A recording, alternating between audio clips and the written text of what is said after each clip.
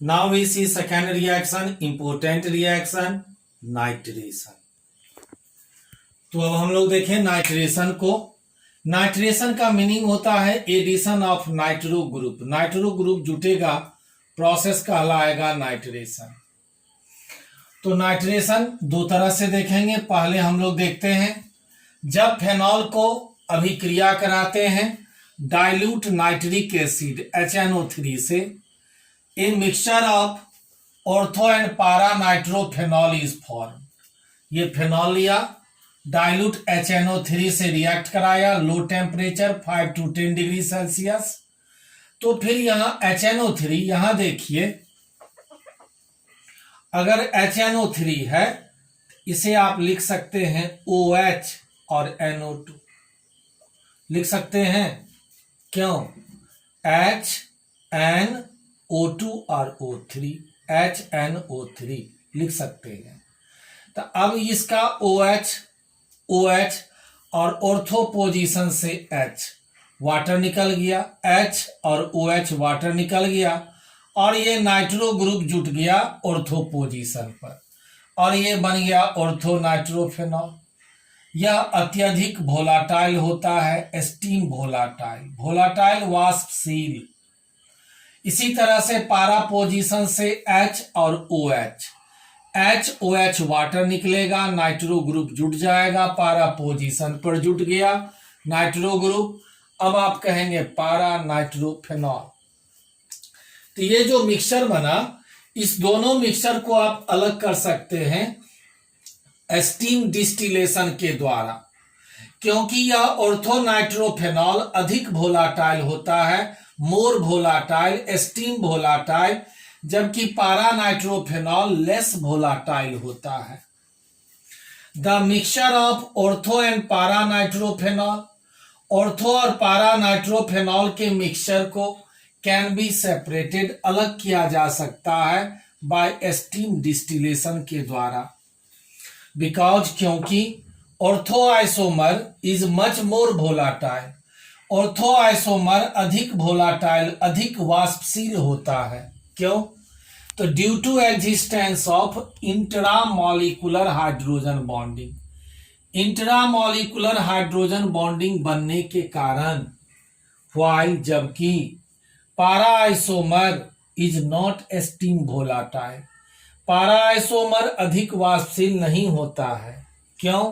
तो due to association of molecule, क्योंकि वह सभी मॉलिक्यूल जुड़ा हुआ रहता है इंटरमॉलिक्यूलर हाइड्रोजन बॉन्डिंग के द्वारा। एंड हेंस यही कारण है para isomers have higher boiling point than ortho isomer. Para isomer का बॉइलिंग पॉइंट अधिक होता है ऑर्थो आइसोमर की तुलना में।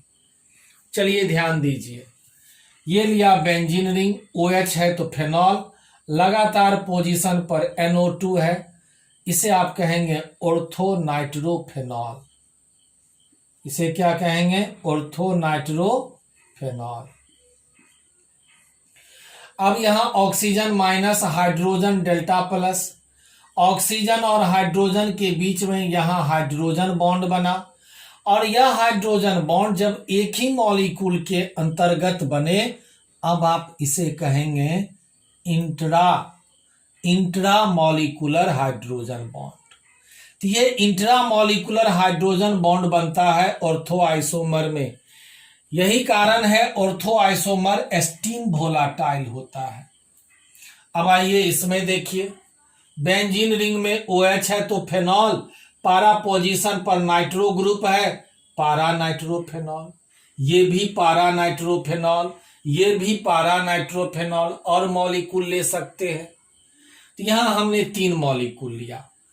अब देखिए यहां पर oxygen more electronegative delta minus hydrogen delta plus, oxygen delta minus hydrogen delta plus, oxygen delta minus hydrogen delta plus. तो यहां देखिए एक मॉलिक्यूल जो है पारा नाइट्रोफेनॉल, एक मॉलिक्यूल का हाइड्रोजन एटम और दूसरे मॉलिक्यूल का more electronegative oxygen atom, delta minus delta plus, इस दोनों के बीच जो अट्रैक्टिव फोर्स है, जो आकर्षण बल है, ये कहलाया हाइड्रोजन बॉन्ड। यहां भी एक मॉलिक्यूल पारा नाइट्रोफेनॉल का हाइड्रोजन एटम, दूसरे मॉलिक्यूल पारा नाइट्रोफेनॉल का ऑक्सीजन एटम, हाइड्रोजन ऑक्सीजन के बीच जो अट्रैक्टिव फोर्स है, हाइड्रोजन बॉन्ड बना। तो ये जो हाइड्रोजन बॉन्ड है वो अलग अलग मॉलिक्यूल के बीच है। तो जब अलग अलग मॉलिक्यूल के बीच हाइड्रोजन बॉन्ड बनेगा तो अब आप इसे क्या कहेंगे? Intermolecular hydrogen bond. यहां पर जो हाइड्रोजन बॉन्ड बना था वो एक ही मॉलिक्यूल के अंतर्गत, इसीलिए इंट्रा, और यहां अलग अलग मॉलिक्यूल के बीच, इसीलिए इंटरमॉलिक्यूलर हाइड्रोजन बॉन्ड। तो कभी कभी बोर्ड एग्जाम में पूछा जाता है ऑब्जेक्टिव में। ऑब्जेक्टिव में कई बार ये क्वेश्चन पूछा गया है, आउट ऑफ व्हिच ऑर्थो और पारा nitrophenol is more volatile. Ortho और पारा नाइट्रोफेनॉल में अधिक वोलाटाइल कौन होता है? तो आप क्या जवाब देंगे? ऑर्थो नाइट्रोफेनॉल ये अधिक वोलाटाइल होता है।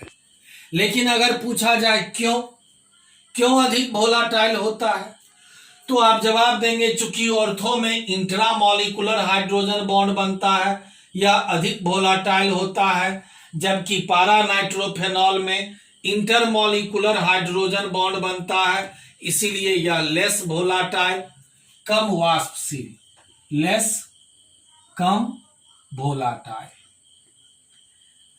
क्योंकि इंटरमॉलिक्यूलर हाइड्रोजन बॉन्ड इसमें बनता है। और ये पूछा जाए अधिक बॉइलिंग पॉइंट किसका होगा, तो पारा आइसोमर का अधिक बॉइलिंग पॉइंट होता है। Higher boil para isomer have higher boiling point than ortho isomer. तो ये था नाइट्रेशन। अब आइए इसी में सेकेंड, यहां पर पॉइंट ए में आपने क्या पढ़ा? फेनॉल को रिएक्ट कराया डाइल्यूट HNO3 से। तो जब डाइल्यूट HNO3 रहेगा तो याद रखेंगे ऑर्थो और पारा नाइट्रोफेनॉल बनेगा। अब आइए पॉइंट बी में, अब फेनॉल को हम रिएक्ट कराएंगे concentrated nitric acid conc HNO3 से। तो जब फेनॉल को गर्म किया जाता है, when phenol is heated with concentrated nitric acid, concentrated nitric acid से in presence of conc H2SO4, conc H2SO4 की उपस्थिति में, तब 2,4,6 ट्राई नाइट्रोफेनॉल बनता है। ये रहा फेनॉल, रिएक्ट कराया कंसंट्रेटेड नाइट्रिक एसिड से, 3 मोल लिया, इन प्रेजेंस ऑफ कॉन्क H2SO4। अब HNO3 को लिख सकते हैं OHNO2, HNO2, HN, 2 oxygen 1 3, HNO3, 3 मोल लिया गया, यहां से OH, यहां से H, OH और H, OH और H, 3 मॉलिक्यूल वाटर निकल गया। अब इस तीनों पोजीशन पर ये नाइट्रो ग्रुप जुट गया, ये तीनों पोजीशन पर नाइट्रो ग्रुप जुट गया। कौन कौन पोजीशन? ये 1 2 3 4 5 6। ये NO2 नहीं रहता तो फेनॉल, और अब यह फेनॉल में नाइट्रो कहां पर है? 2 4 6 पर।